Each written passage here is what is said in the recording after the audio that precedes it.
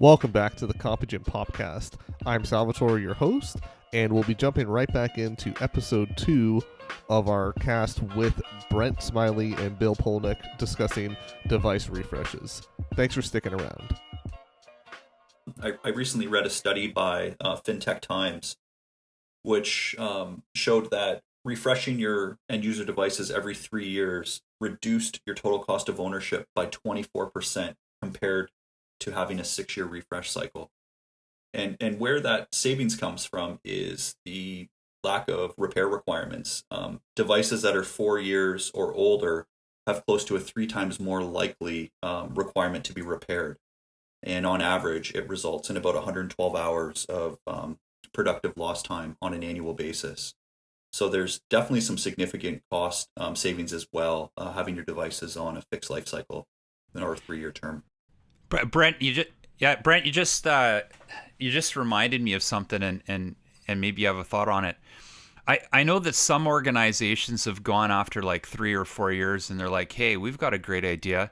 We're going to go throw some extra RAM in these devices and maybe upgrade the OS, and all of a sudden it's going to be a brand new productive unit, and it's going to be awesome, and our end users are going to be really happy about that. Do you have any thoughts on that? Like, have you seen that? I've seen it a bit. I personally don't think that it adds value. Certainly with laptops now, it's hard to put RAM in them sometimes. But have you seen that at all, where customers are trying to milk more out of it? And do you think there's any value to that? I think that's more of a band-aid fix, to be honest. Like, you're delaying the inevitable. You're going to have to upgrade these devices anyway. So why are you investing in something that, I mean, you're just going to have to pay. You're going to have to pay X amount of dollars to replace these devices anyway. Why pay an extra to upgrade the RAM to delay it by what? At most 6 months? Doesn't make any sense, you know? You took the words right out of my mouth. I was going to say it's like a Band-Aid solution to the problem. Honestly, upgrading your technology and getting a device with a newer processor is going to have a significantly better impact from a productivity and employee experience standpoint than just adding more RAM and maybe an SSD. Yeah, it's I never got it, you know. And listen, I'm an accountant by trade, so I'm a CPA, and so when I look at the numbers, it's like they're putting $300 or $400 because obviously you got to send someone somewhere to get, you know, that machine and actually do the work, and it's like you're spending $400 on a machine and might be extending the lifespan by a year or two, but at the same time they're losing value out of the machine because, you know, Brent, you know, they could have given it to you and actually got more money for it if they traded it in at the time. So there's kind of an opportunity cost that's lost there as well. So it's pretty funny. Yeah, I feel like it's one of those situations where if it was a good idea, a lot more people would be doing it, you know. So let's do a scenario here, guys. I'm the IT manager of company ABC. Where do I start if I want to get on a refresh cycle? Like, my devices right now are 7 years old. They're ancient. They need to get replaced. But I want to be able to tell finance or my boss, hey, we need to be on a 2-year life cycle. I want to hear from Brent, then Bill, and I want to kind of get each of your takes on it. Like, where do you even begin? Yeah, great question. I think you need to determine what's the best refresh cycle for your organization. And, I think we've all agreed that 3 years, appears to be the best. It provides the most benefit to an organization. Personally, I would recommend an evergreen approach where you look at replacing, a third of your fleet per year. That allows you to spread out that cost across 3 years as opposed to having it all happen in 1 year. And I'll defer to Bill on this because he's got a whole lot more experience, especially with his accounting background. But, to me, a proper evergreen approach where you're replacing a third of your fleet every year, I think is the best way to approach it. But I'm going to defer to Bill and let's hear his thoughts on it. Yeah, thanks, Brent. Listen, I always took a total cost of ownership approach to this, and again, it gets back to design. If you're an IT manager of organization ABC, you should be thinking about things from a designing perspective and a planning perspective. So, take out a fresh piece of paper or an Excel spreadsheet. And what I would do is just draw a 10-year, look at a 10-year perspective of things. And so from a total cost of ownership, you got to add up, all the, I guess, the pros and cons of what you want to talk about. So everybody gets focused in on the cost of the equipment. And so what I would do is, if you got a 3-year life cycle, obviously you're dividing, the cost of that equipment over the 3 years. Okay. But you also have to include, to Brent's point, if you buy some sort of future value, now you've reduced your initial cost, but now you got to give it back in 3 years, But I think once you start adding all the cost up, so the other thing that people forget is, and I think Brent's mentioned, alignment to OEM warranties, or Compugen has their own warranties as well. But I think the thing that people forget about is in year 4, when you go get a warranty, sure, that warranty might have been $100, $150, for the 3 years. But when you get into year 4, sometimes the cost of year 4 is actually, for 1 year is as expensive or more expensive as all the other years. Okay. And so what happens is you're trying to extend the life of an asset, but you're paying like 3 times more for a warranty for that. And it's not really smart to try to operate that device in that 4th year without a warranty, And so when you look at the total picture, that's just the hard costs. Now let's talk about the soft costs. I mean, if your attrition went up, like if you have employees that are leaving because you have 5-year-old computers and they're frustrated and they don't feel they're productive, the cost of losing an employee, I have no numbers, okay? But the cost of training an employee and an employee ramping up and getting up to speed, I mean, in my job, it took me probably 3 months before I was, semi-effective. And so if you look at how much money 3 months costs, if your attrition rate goes up because you got bad equipment and a bad refresh rate, then you're killing yourselves, And so that's what I mean about a total cost of ownership. Like, let's take the hard costs and let's put together the soft costs, and then you'll see how important it is to design, and to think this out. So that would be the first step, is to sit down and try to figure it out yourself. The second step, I would say, is work with a partner. So Compugen's a partner. We work with lots of customers every day. Like, this is what I do. I sit down with customers. You ask them questions and you hear them out and ask, what are your biggest problems? Like, what would you like to see improved? And normally we can guide them down a path and just recommend some improvements, and they see it, So sometimes you're too close to it, or sometimes you don't get the experience of understanding what other organizations do, and that's where working with partners helps. We're here to advise and offer services, and if we can help you some way, there's alignment. That's awesome. If not, at least we've helped you maybe understand things different and mature a bit. So. That's how I would say it. An IT manager can improve their offering when it comes to refresh and their end user devices.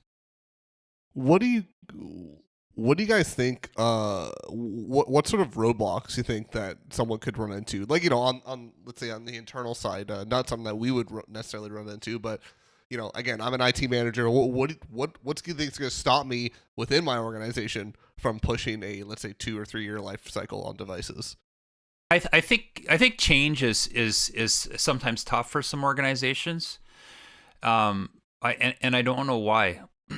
Sometimes they know they should do it, and they still don't do it. And it's, I laugh at the pandemic to some degrees. Like, we always talk about the bad, and there's lots of bad. But let's talk about the good of the pandemic for a second. A lot of organizations had to wake up and make significant big business change in the course of like days, weeks, months. Okay. And so like in the past, there's an issue with like Microsoft where people would buy whatever it was, Office 2000, and it'd be like 2012 and they're still using Office 2000, and and so you didn't want to upgrade because it's like, do we really need the new version of Excel and stuff? And so what's interesting about the pandemic is the pandemic forced a lot of people to go to laptops, which is a huge business continuity exercise, which is great.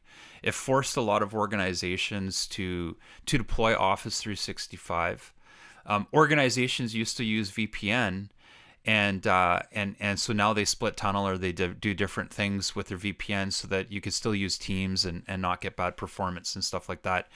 So what's interesting with that question is like organizations just need to change, and I think approval is a big one. But they have to really ask themselves, like, why are they doing the things today that they're doing, and is there a better way of doing it, and just get people on board. So yeah, it's interesting.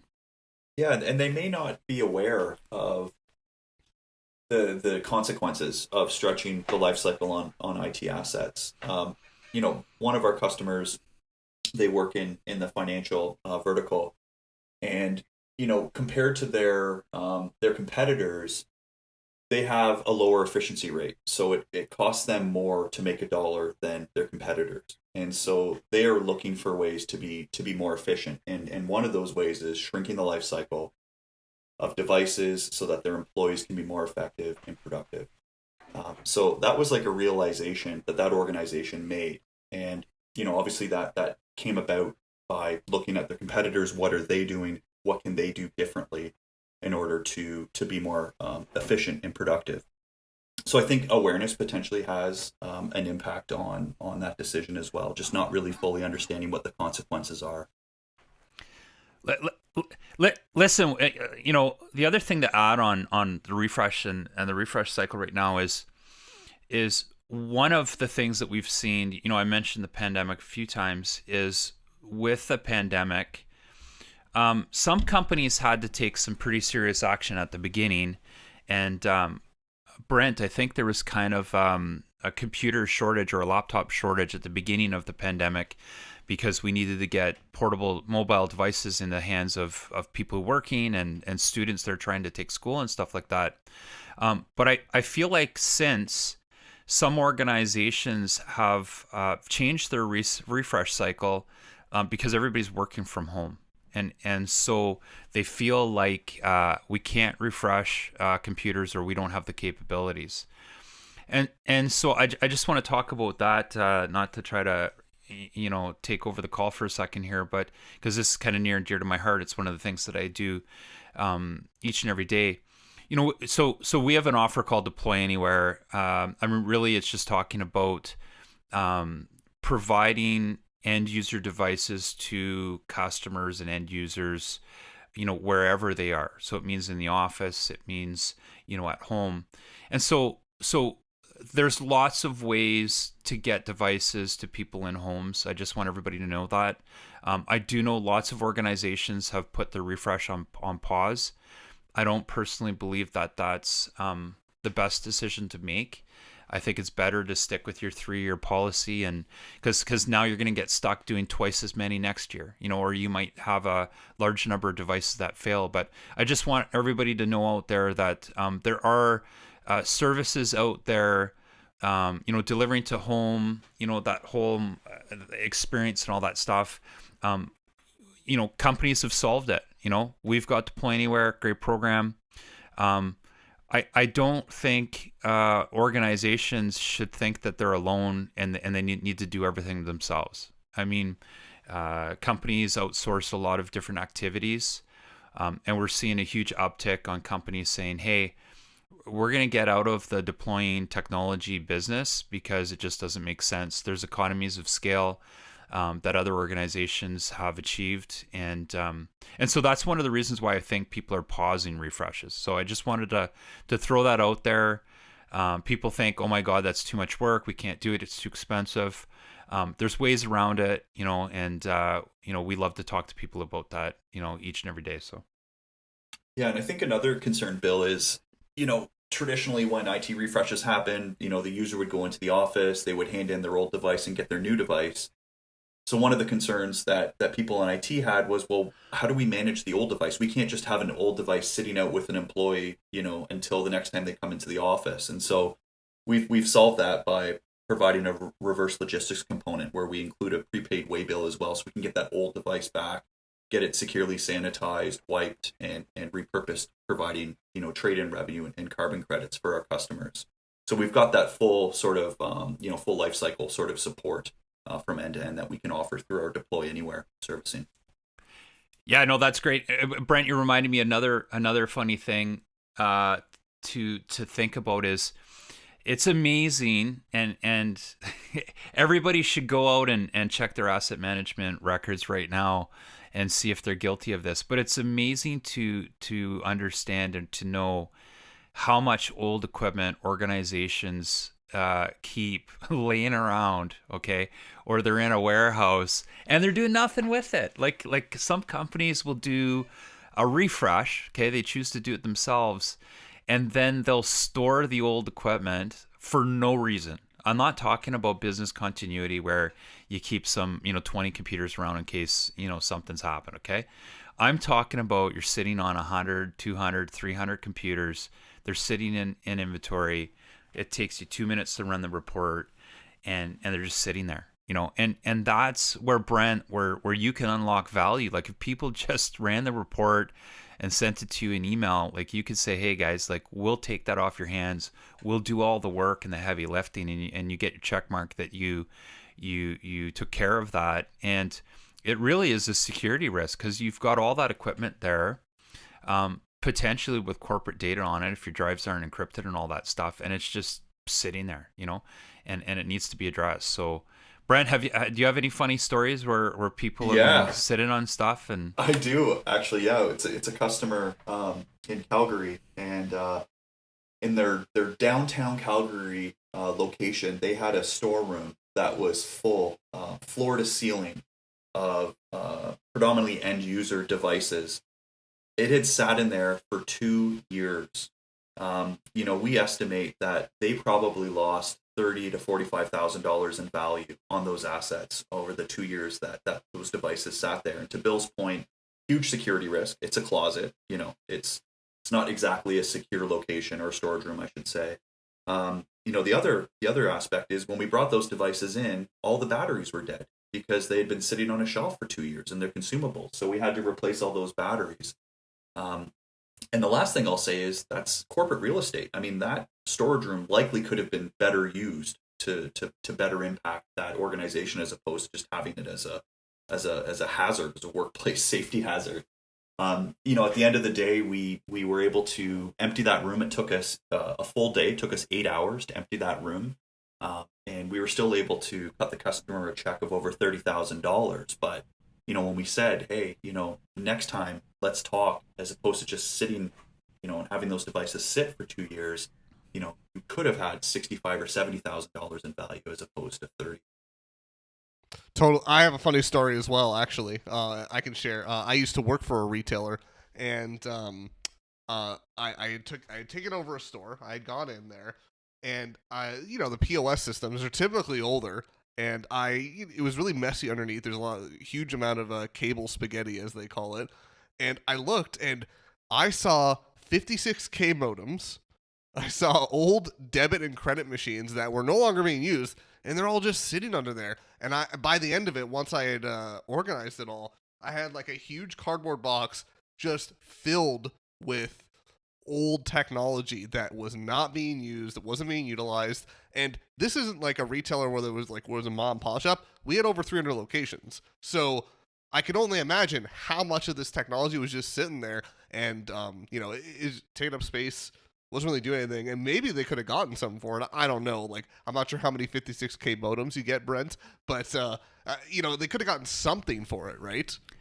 I feel like we need to explain what a 56K modem is for some of the people who might listen to this, because that might and then we need to talk about fax machines next. I'm dating myself now. yeah, you are, and unfortunately this might have happened just a few years ago, but I sometimes joke around when we find old technology that the museum wants it back. It's out on loan, but Brent, when you're talking about that, about old equipment sitting around, like how much work is it for, like, I know IT managers are busy and it's like they don't want to take on activities that are going to suck up a lot of their time. So, is it really just an outcome that they send you an email, they send you a report, and then we do most of the work, or how does that work? Yeah, it really depends. Like it can be as simple as, hey, we've got this storeroom that needs to be emptied. Here are some pictures. We can send a tech in to do serialized cataloging of all the assets. Or, the most cost-effective way is we come in, we pick and pack everything. We provide a dedicated transfer to the closest processing facility. We've got a number spread out across the country. We receive those assets in, and then we provide the report back to the customer. So we say, here is everything that we got, and we break it down at serial number asset tag level for that organization to be able to go in and make adjustments within whatever IT asset management software tool that they use.